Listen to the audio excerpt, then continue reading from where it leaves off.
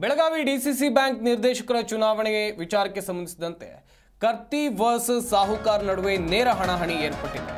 7 ಕ್ಷೇತ್ರಗಳಿಗೆ ನಡೆಯಲಿರುವಂತಹ ಚುನಾವಣೆ ಇದು. ಈಗಾಗಲೇ 16 ಕ್ಷೇತ್ರಗಳ ಪೈಕಿ 9 ಅವಿರೋಧ ಆಯ್ಕೆಯಾಗಿದೆ. ಒಟ್ಟು 7 ಕ್ಷೇತ್ರದಿಂದ 586 ಜನರಿಂದ ಮತದಾನ ಆಗುತ್ತೆ.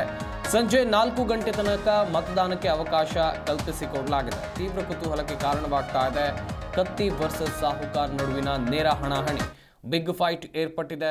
ಏನಾಗಬಹುದು? ಬೆಳಗಾವಿ ಡಿಸಿಸಿ ಬ್ಯಾಂಕ್ ನಿರ್ದೇಶಕರ ಚುನಾವಣೆಯಲ್ಲಿ ಯಾರಿಗೆ ವಿಜಯದ ಮಾಲೆ ಸಿಗಬಹುದು ಎನ್ನುವುದಾಗಿ ಕಾದು ಕುಳಿತಿದ್ದಾರೆ ಬೆಳಗಾವಿಯ ಜನ.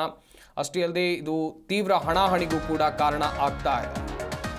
ಇನ್ನೊಂದು ಕಡೆಯಲ್ಲಿ ಅಣ್ಣಾ ಸಾಹೇಬ್ ವಿರುದ್ಧ ಉತ್ತಮ್ ಪಾಟೀಲ್ ಸ್ಪರ್ಧೆಯನ್ನ ಮಾಡಿದ್ದಾರೆ. ರಮೇಶ್ ಕತ್ತಿ ವಿರುದ್ಧ ರಾಜೇಂದ್ರ ಪಾಟೀಲ್ ಫೈಟ್. ಅಹಿತಕರ ಘಟನೆ ನಡೆಯದಂತೆ ಬಿಗಿ ಬಂದೋಬಸ್ತನ್ನ ಸ್ಥಳೀಯ ಪೊಲೀಸರು ಒದಗಿಸಿದ್ದಾರೆ. ಕುತೂಹಲ ಮೂಡಿಸಿದೆ ಡಿಸಿಸಿ ಬ್ಯಾಂಕ್ ಚುನಾವಣೆ. ಬಿಕೆ ಮಾಡೆಲ್ ಹೈಸ್ಕೂಲ್ನಲ್ಲಿ ಮತದಾನ ಪ್ರಕ್ರಿಯೆ ಆಗುತ್ತೆ. ಬಿಗಿ ಬಂದೋಬಸ್ತ್ ನಡುವೆ ಶಾಂತಿಯುತ ಮತದಾನಕ್ಕೆ ಅವಕಾಶವನ್ನ ಮಾಡಿಕೊಡಲಾಗುತ್ತೆ.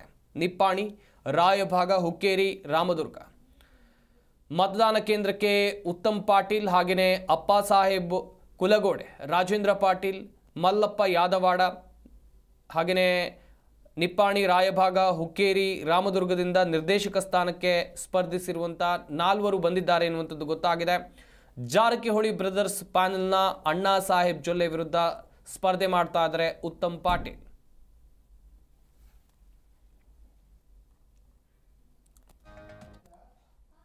ಈ ಬಗ್ಗೆ ಇನ್ನಷ್ಟು ಮಾಹಿತಿಯನ್ನು ಕೊಡ್ತಾರೆ ನಮ್ಮ ಬೆಳಗಾವಿ ಜಿಲ್ಲೆಯ ಪ್ರತಿನಿಧಿ ಶ್ರೀಧರ್. ನೇರ ಸಂಪರ್ಕದಲ್ಲಿ ಜಾಯ್ನ್ ಆಗ್ತಾ ಇದ್ದಾರೆ. ಶ್ರೀಧರ್, ನಿಜಕ್ಕೂ ಕೂಡ ಕಳೆದ ಕೆಲ ದಿನಗಳಿಂದ ಕುತೂಹಲಕ್ಕೆ ಕಾರಣವಾಗ್ತಾ ಇದೆ ಬೆಳಗಾವಿ ಡಿಸಿಸಿ ಬ್ಯಾಂಕ್ ನಿರ್ದೇಶಕರ ಚುನಾವಣೆ. ಸದ್ಯದ ಪರಿಸ್ಥಿತಿ ಹೇಗಿದೆ?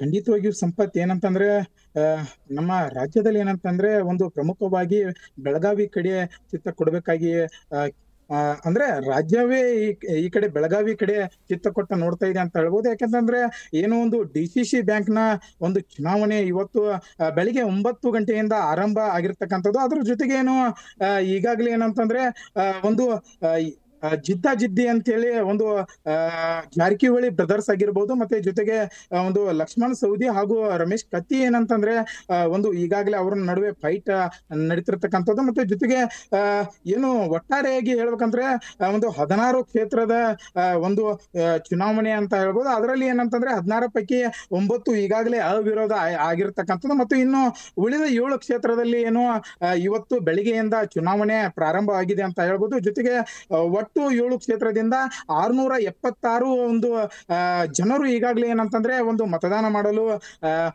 ಬರ್ತಿರ್ತಕ್ಕಂಥದ್ದು. ಮತ್ತೆ ಈಗಾಗಲೇ ಏನು ಅಂತಂದ್ರೆ 2 ಗಂಟೆಗಿಂದ ಕೂಡ ಒಂದು ಮತದಾನ ಪ್ರಾರಂಭ ಆಗಿರ್ತಕ್ಕಂಥದ್ದು. ಈಗಾಗಲೇ ಏನು 7 ಜನರು ಏನಂತ ಇದಾರೆ ಅಲ್ವಾ, ಅವರು ಏನಂತಂದ್ರೆ ಒಂದು ಇವತ್ತು ಸಂಜೆ ಒಂದು 4 ಗಂಟೆಗೆ ಈ ಮತದಾನ ಅಂದ್ರೆ ಬೆಳಿಗ್ಗೆ 9 ಗಂಟೆಯಿಂದ ಸಂಜೆ 4ರವರೆಗೆ ಒಂದು ಮತದಾನ ಪ್ರಕ್ರಿಯೆ ನಡೆಯಲಿರ್ತಕ್ಕಂಥದ್ದು. ಮತ್ತೆ ಸಂಜೆ ಏನಂತಂದ್ರೆ ಇವತ್ತು ಸಂಜೆ ಮತದಾನ ಮುಗಿದ ನಂತರ ಒಂದು ರಿಸಲ್ಟ್ ಕೂಡ ಇವತ್ತೇ ಹೊರ ಹೊಮ್ಮಲ ಅಂತ ಹೇಳ್ಬೋದು. ಮತ್ತೆ ಆ ರಿಸಲ್ಟ್ ಏನಂತಂದ್ರೆ ಇವತ್ತು ಸದ್ಯ ಏನಂತಂದ್ರೆ ನಮ್ಮ ರಾಜ್ಯದಲ್ಲಿ ಒಂದು ಹಬ್ಬದ ಒಂದು ಸಂಗತಿ ಅಂತ ಹೇಳ್ಬೋದು. ಅದ್ರ ಜೊತೆಗೆ ಇವತ್ತು ಅಂದ್ರೆ ಯಾರ ಪಾಲಿಗೆ ಒಂದು ದೀಪಾವಳಿ ಡಬಲ್ ಧಮಾಕ ನಮ್ಮ ಮತದಾನ ಪ್ರಭುಗಳು ನೀಡ್ತಾರೆ ಅಂತ ಹೇಳಿ ಕಾದು ನೋಡ್ಬೇಕಾಗಿದೆ ಅಂತ ಹೇಳ್ಬೋದು ಸಂಪತ್.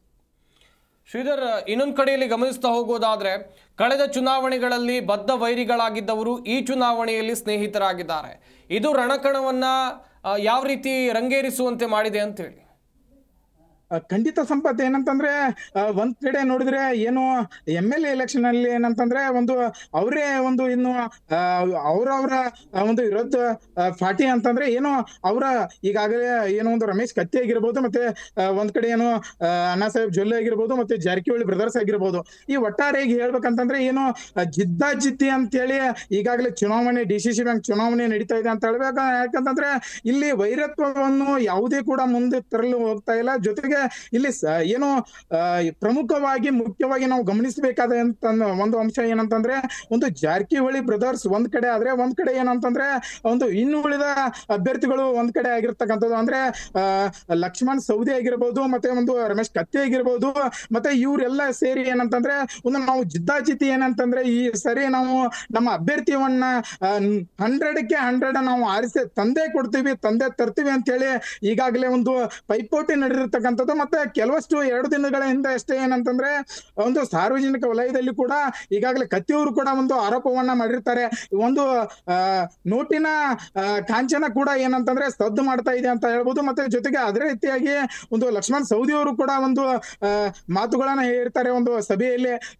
ನೀವು ಒಂದು ಲಕ್ಷಾಂತರ ರೂಪಾಯಿಗೆ ಒಂದು ಮತದಾನ ಮಾರಿಕೊಂಡ್ರೆ ಮುಂದೆ ನಿಮಗೆ ಒಂದು ಲಕ್ಷನೇ ಆಗುತ್ತಾ ಅಂತ ಹೇಳಿ ಒಂದು ವಾಕ್ಯವನ್ನ ಅವರು ಹೇಳ್ತಾರೆ ಅದೇ ರೀತಿಯಾಗಿ ಇವತ್ತು ಏನಂತಂದ್ರೆ ಒಂದು ಎಲ್ಲೋ ಒಂದ್ ಕಡೆ ನೋಡ್ಬೇಕಾದ್ರೆ ಒಂದು ಲಕ್ಷ್ಮಣ್ ಸವದಿ ಹಾಗೂ ಮತ್ತು ರಮೇಶ್ ಕತ್ತಿ ಅವರ ಪರ ಏನಂತಂದ್ರೆ ಈಗಾಗಲೇ ಒಂದು ಮತದಾನ ಪ್ರಕ್ರಿಯೆ ಏನಂತಂದ್ರೆ ಸದ್ಯ ಒಂದು ಮುಂದೂಡಿಕೆ ಇರ್ತಕ್ಕಂಥದ್ದು ಅಂತ ಹೇಳ್ಬೋದು ಸಂಪತ್.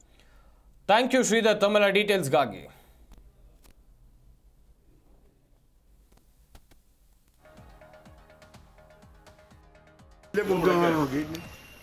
ಯಾರಿಗಾರ ಫೋನ್ ಮಾಡಿ